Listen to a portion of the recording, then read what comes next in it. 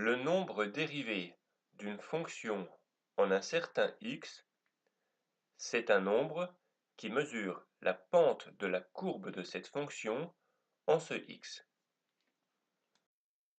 Pour tout nombre x compris entre -8 et 8, le nombre dérivé de la fonction représentée par la courbe bleue en ce x est un petit nombre car la courbe bleue monte peu. Pour un x compris entre -5 et 0, le nombre dérivé de la fonction représentée par la courbe verte est un nombre qui est plus grand que le nombre dérivé de la fonction représentée par la courbe bleue, car la courbe verte monte plus vite. Pour la courbe rose, le nombre dérivé en x égale -3 est plus grand que le nombre dérivé en x égale 5, car la courbe monte plus vite en x égale -3 qu'en x égale 5.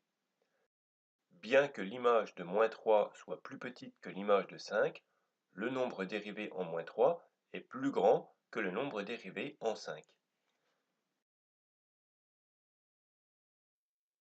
Si la courbe bleue représente la vitesse d'une fusée après son décollage, le nombre dérivé de la fonction représentée en bleu pour un certain x est l'accélération de la fusée à ce moment x.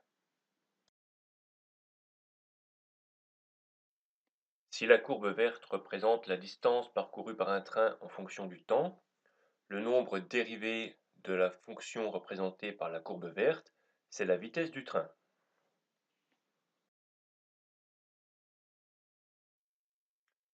Prenons une fonction f, par exemple la fonction représentée par la courbe bleue, et prenons un x, par exemple x égale 4.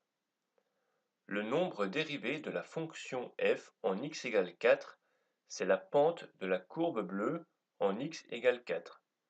C'est donc la pente de la courbe au point jaune. Nous ne savons pas mesurer la pente d'une courbe. Par contre, nous savons mesurer la pente d'une droite. Alors pour mesurer la pente de la courbe en x égale 4, on va tracer la tangente à la droite en x égale 4.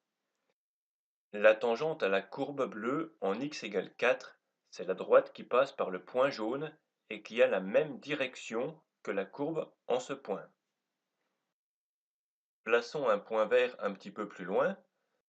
La pente de la tangente au point jaune est plus grande que la pente de la tangente au point vert. Le nombre dérivé de la courbe pour le x correspondant au point jaune est donc plus grand que le nombre dérivé de la courbe pour le x correspondant au point vert. En mesurant ou en calculant les coefficients directeurs de ces droites, on va ainsi pouvoir comparer les nombres dérivés de cette fonction pour les valeurs de x correspondant à ces deux points. Pour déterminer le coefficient directeur d'une droite, il y a deux méthodes. Il y a la méthode par le calcul. On a besoin de deux points de la droite et on calcule le coefficient directeur avec la formule yb moins ya sur xb moins xa. Ou il y a la solution par lecture graphique que nous allons voir un petit peu plus tard. Commençons par la méthode par le calcul. Nous avons besoin des coordonnées de deux points de la droite. On prend de préférence deux points qui sont à l'intersection de carreaux afin d'avoir des nombres entiers. Puis on applique la formule, on calcule le quotient de la différence des ordonnées des deux points par la différence de leurs abscisses. L'ordonnée de B c'est -2, l'ordonnée de A c'est 4, l'abscisse de B c'est 4, l'abscisse de A c'est 6. On obtient m égale -6 sur -2, donc m égale 3. 3 est le coefficient directeur de la tangente à la courbe en x égale 4, donc 3 est le nombre dérivé de la fonction représentée par la courbe en x égale 4. On note ce nombre dérivé f' de 4, donc f' de 4 égale 3. Voyons maintenant un autre exemple de calcul du nombre dérivé en utilisant la formule, puis nous verrons comment on peut l'obtenir sans utiliser la formule. Calculons f' de 10. Pour calculer f' de 10, on se place à 10 sur l'axe des abscisses, on se reporte à la courbe, à l'abscisse correspondante, et on place un point sur la courbe. On trace la tangente à la courbe en ce point. f' de 10, ce sera le coefficient directeur de la droite jaune.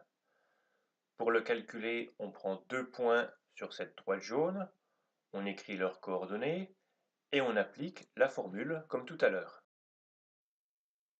La différence des ordonnées fait 4 moins 1, la différence des abscisses fait 10 moins 4, donc m égale 3 sur 6, donc m égale 1 demi.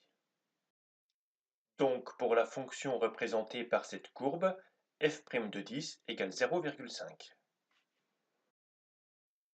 Voyons maintenant l'autre méthode pour connaître le coefficient directeur d'une droite. Pour la fonction représentée par cette courbe, on va calculer f' de moins 13. On commence donc par placer un point à l'abscisse moins 13 et on trace la tangente à la courbe en ce point. Pour trouver le coefficient directeur de cette tangente, on ne va pas placer deux points. On va partir d'un point de la droite qui est sur le quadrillage et on va se déplacer de 1 en allant vers la droite.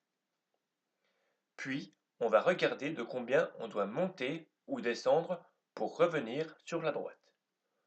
Le nombre que l'on obtient est le coefficient directeur de la droite jaune.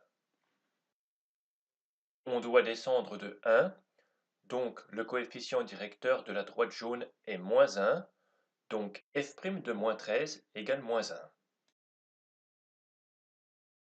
En résumé, pour lire graphiquement un nombre dérivé, on commence par tracer la tangente au x correspondant, puis on doit chercher le coefficient directeur de cette tangente. On a deux façons de faire, soit avec la formule m égale yb moins ya sur xb moins xa, en prenant deux points de la droite, ou soit en plaçant un point sur la droite, en avançant de 1 à droite, et en regardant de combien on doit monter ou redescendre pour retomber sur la droite. Le coefficient directeur de la tangente est le nombre dérivé de la fonction au x correspondant au point où on a tracé la tangente.